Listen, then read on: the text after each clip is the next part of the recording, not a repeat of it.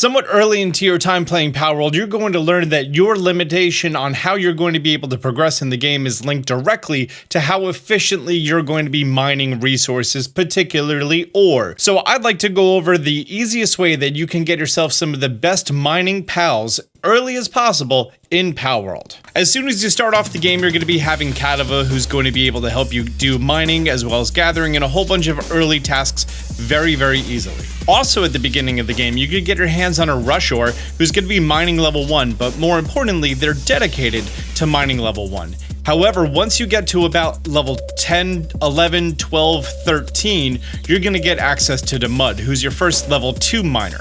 Level 2 miners can not only mine rock, but they can mine iron ore as well.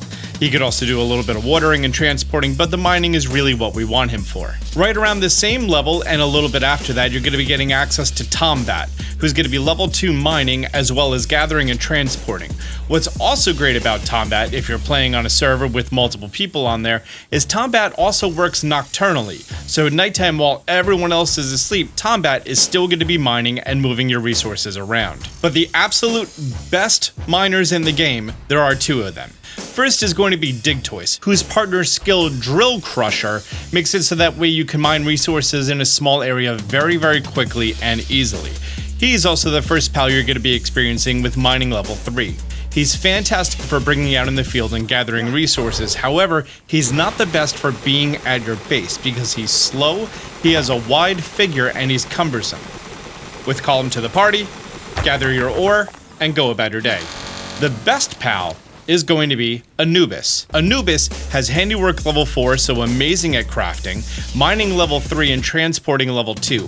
The only pals in the game with mining level 4 are going to be some of the legendary pals and near endgame pals that require you to be high level 30s, low level 40s. And their models are significantly larger than Anubis. He's also super fast. He does zoomies. Watch him. He's gonna zoomies. Yeah, look at him. He likes to zoomies. And you could get some amazing passive skills through breeding, such as Sirius, increases work speed 20%, Swift, 30% movement speed, Diet Lover, decreases hunger by 15%, Work Slave, which increases work speed by 30%, and Artisan, which increases work speed by 50%. All of these things together are absolutely fantastic, and I'm gonna be going over that. So the first very important pal for you to get a hold of is Damud, who's going to be a fantastic miner at level 2. They're going to be the first pal that you have access to, who's going to be constantly able to mine iron ore for you.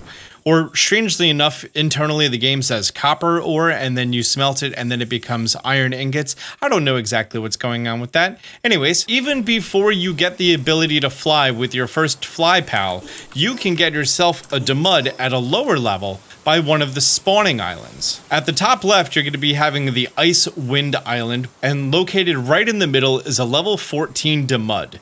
This Damud is an alpha, and it's going to always be there every time that it respawns. But I'm going to assume you're already 15 and you have the Nightwing saddle. Nightwing is the first pal that you're going to be getting access to, who you're going to be able to make a saddle for and fly on. And from the starting area, the Plateau of Beginnings, you make your way to the small settlement, and then the game, I think, kind of expects you to take this left island past the level 25 Fenglope, and then if you just speed run your way through here, you're going to be getting access to the Investigator's Fork. Once you're here, if you head directly north, you're actually going to be seeing one of the later towers that you're going to be taking care of. There's a camp on your left, but if we come up to the top of the hill right about here, I'm right here on the map, you're able to just slide down this way,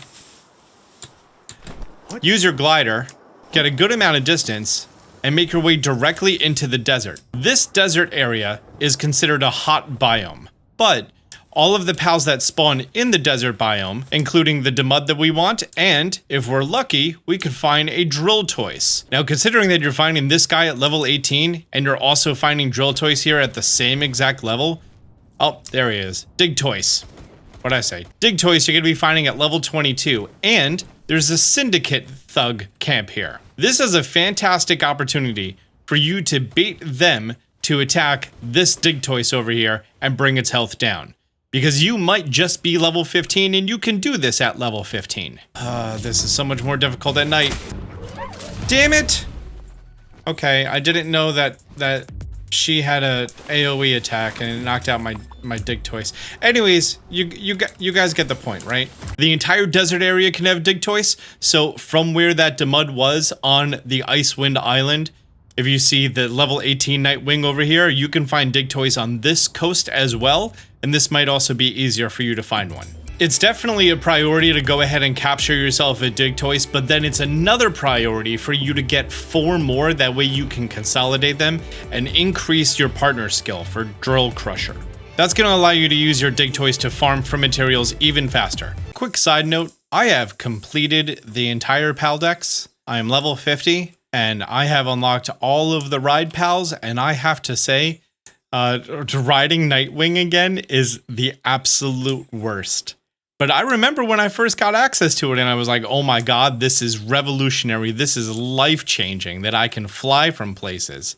And after you catch Digtoise, be sure to get the Digtoise headband, which is required for you to use that PAL skill by holding the F button, then he spins in place and he does his job. But since you're already at level 19, you can unlock the breeding farm and pretty much everything associated with that, which is also how you're going to be able to get the other best mining pal in the entire game. As early as level 20, you can get yourself an Anubis just by a simple amount of breeding one of the most common pals in the game at the very beginning of the game, and that's Celaray. If you've unlocked the multiple fast travel points from the different spawn locations, I'd recommend going from the Forgotten Island spawn point to the Icewind Island spawn point until you have some Celarays spawned in. I'm going to be throwing out my Dire Howl just because he's how I like to get around early, and with just basic pal spheres, you can go around and catch yourself a bunch of Celaray. You're going to be finding them between level 1 and level 4 as you're going through here. And with a crossbow, you can get them down to about a 60% catch rate pretty easily. Shooting them on the fin is one of their resistance points, so it makes it much easier to trim their health down. These pals are going to be spawning readily and everywhere as you're going through. Just be sure to grab aggro from a distance, that way they don't start swimming away quickly. And as an added bonus of this entire process, Celaray is one of the many pals that are going to be dropping pal fluids, which you're going to need in great supply later on in the game. So if you go ahead and get yourself a bunch of Celaray, you can then have them all inside of your box and then take a look at who actually is going to be compatible and who has different traits that you would like. Like if you want Dainty Eater so that their sanity drops slower, that's pretty nice. Hooligan would be horrible for work speed, but good for attack. Motivational Leader is also a fantastic thing to have on an attacker, but I'm going to be focusing on strictly a working Anubis. I have one Celaray who's a female, who has Runner, which is going to increase their movement speed by 20%. And I have another Celaray who's unfortunately Slacker, which decreases their work speed, and Work Slave, which increases their work speed. So now that I have a male and a female, they are going to start breeding. And we're also going to need some cake. Now, cake is very easy for you to make. Mozzarella, the cow pal, who's going to be dropping milk for you when assigned to the ranch, is going to be found here on the map. If you need to find yourself a bee guard, they can be found pretty readily available anywhere that it's grassy on this entire island located at this biome on the map. These guys are only going to be level 20 when you encounter them. However, they may be with a queen bee, Elizabeth bee, at level 28. The nice part is you may have some free Pal Alliance devoutes who are here, who are bothering you. And if you bring them over toward the bee guards, they may initiate combat with one another. And it would be optimal for you to go ahead and catch yourself a bee guard, but if they self-destruct, they're still going to be dropping their sweet, delicious honey on the ground, and that's all you need for a little bit of cake. The level 30 Wandering Merchant sells eggs, milk, red berries, and wheat. You can find one in the small settlement right here on the map. So if you don't want to be bothered with setting up the whole ranch, or you need a lot of these ingredients in bulk, this guy can hook you up.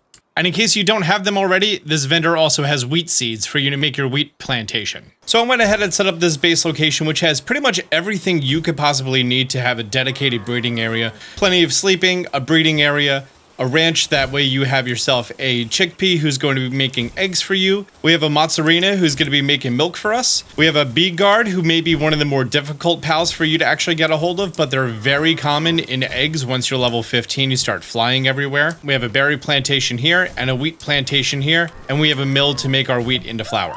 And with all this set up, I have myself an egg incubator using the Ancient Civilization parts that you get for defeating or catching alphos or luckies or your main story tower battles. These guys are going to be making eggs, and essentially it just comes down to a process of keeping the good traits and weeding out the bad ones. I don't know the exact numbers, I don't know if they've been figured out, but it kind of seems like if a parent has a trait, there's about a 25% chance that it passes down, but if both parents have the same trait, there's a 50% chance that it passes down. Think of it like a Punnett square. You did genealogy, or I don't know, figured out how to make blue roses in Animal Crossing, right? If you're playing online mode or default settings, these eggs take about 5 minutes each.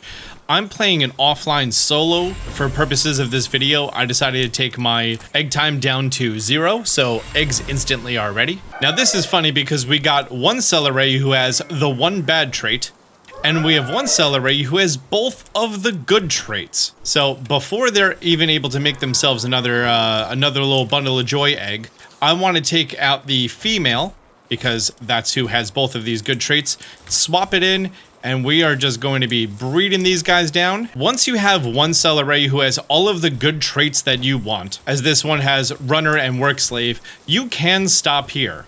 But if you're just producing cakes, you may want to keep breeding these guys. If you're playing online in a server, these eggs take 5 minutes each. But the next step to make Anubis eggs, those take an hour to an hour and a half each. So this may be the perfect opportunity for you to crossbreed as many Celarays as you want to get the perfect combination of traits for you to then pass on to your much more time-consuming egg.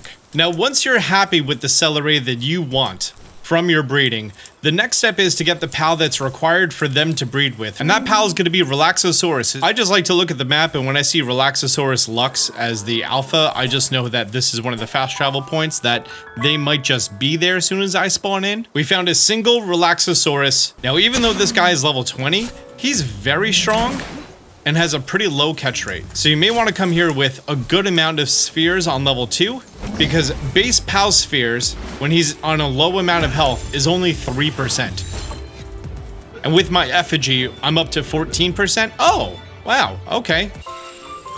There we go. You miss 100% of the shots you don't take. Wayne Gretzky, Michael Scott, Austin John.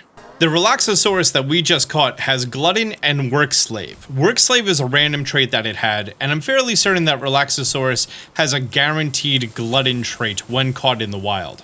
Our female has Runner and Work Slave, our male has Work Slave and Slacker, so we need to keep breeding these guys down until we get a male Celaray with the Runner trait.